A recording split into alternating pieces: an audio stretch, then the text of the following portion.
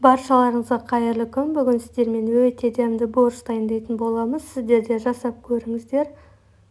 Видеоны соңына дейін көруді ұмытпаңыз. Ең алдымен етімізді осылай қазанға салып, қайнататын боламыз. Оған дейін капустамызды жуып тазалап, майда етіп турайтын боламыз.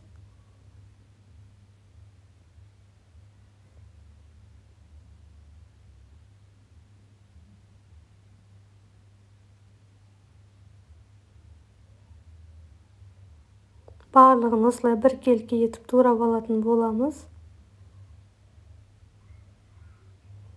Енді етіміз біраз піскеннен кейін осылай капустамызды салып, баяу отта пісіретін боламыз. Енді картоптарымызды біркелкі етіп турап аламыз.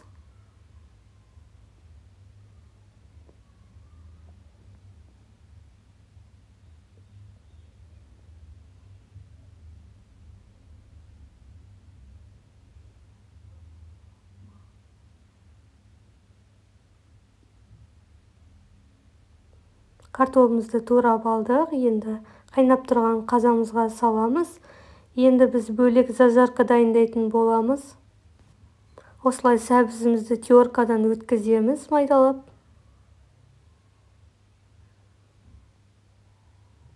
Содан соң пиязымызды алып, майдалап турайтын боламыз.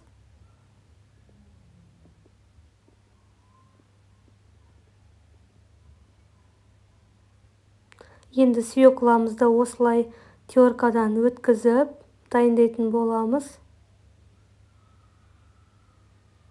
Енді осылай майымызды қыздырып, ең алдымен пиязымызды, содан соң сәбізімізді салып, жақсылап қуыратын боламыз. Содан соң қызылшамызды қосып қуырамыз. Жақсылап қуырып алдық, дайын болды.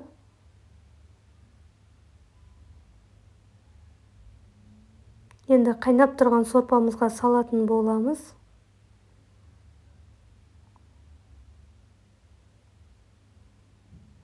Осылай салып, араластырып, тағы да баяу отта пісіретін боламыз.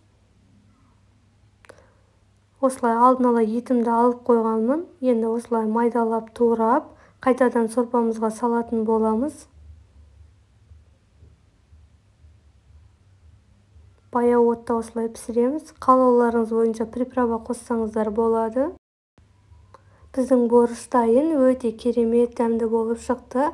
Сіздерге ұнаса лайк басып, комментарий қалдырып кетіңіз. Менің каналыма жазылуды ұмытпаңыз.